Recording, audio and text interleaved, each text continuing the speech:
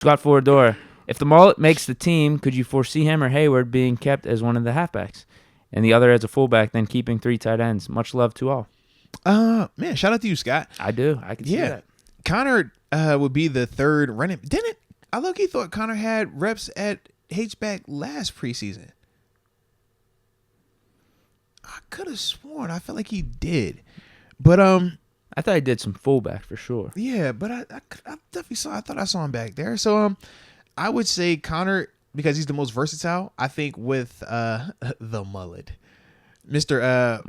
Monty, you know, I think for him, he is definitely more suited to be a nose tackle and nose tackle exclusively. I mean, not nose tackle, excuse me, a fullback and a fullback exclusively, just because of how he plays. You know, he's not a guy that's going to really beat you in terms of running routes. He's not a guy that's going to beat you with speed. He's a guy that is going to hit you in the face, use really good fundamentals and technique to position block you, and that's how he wins. Very similar to a Derek Watt.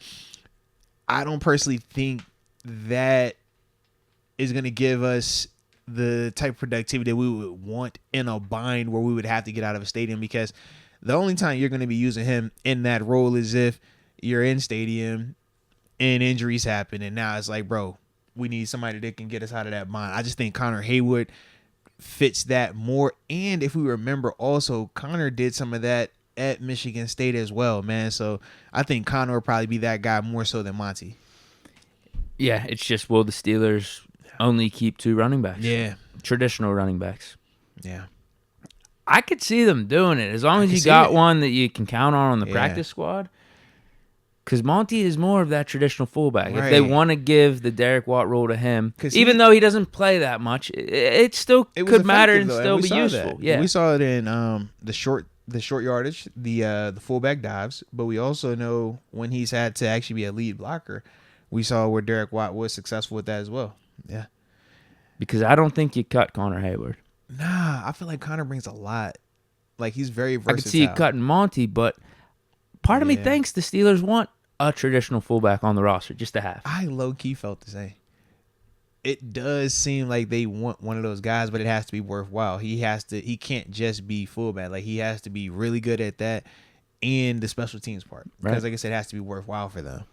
Mike Hood, shout out to all. That's actually a good question, bro. Yeah. Tell me, though, let's stick with that for a second. Do you think, though, that they would go into a season with just Najee and Jalen?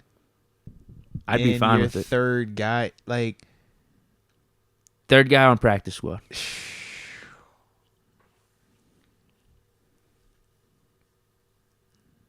It just seems probably so third and fourth light. guy on practice squad. That seems super light. God. I don't know how I feel about that. I think I want... Who else was getting touches, though, last year? It was just them two. Well, it was just them I know you're worrying about injury. But think about when Najee wasn't all the way right. We did see multiple guys get touches that Colts game. Right. And that was a part of it. It was like I think it was 3 different dudes that we used that game. So I think of like that part. Whereas if it is Najee that were to go down, now it's all on Jalen Warren. Or if Jalen were to go down, it's all on Najee. I would say just for one game, though. Yeah. That would just be for one game. Gotcha. Because then you'd make the necessary adjustments then for the following week. Even if Najee can go, almost like the Colts game, like you brought up. Because it was Benny, McFarland, Warren. Yeah. Yeah. Yeah. And then Najee. And the only reason those guys did get carries is because Najee officially went down. So what I'm saying is, even if Najee isn't out for a week, but you know he's a little banged up, maybe you do call up the guy just to have him on the roster for that game. Yeah. I don't know how that's gonna work. What player you're taking down? Then you got to risk with the waivers. Like, are you just knocking off Monty? Yeah. I don't know if teams are gonna pick him up. He'll fly under the radar. Fullback.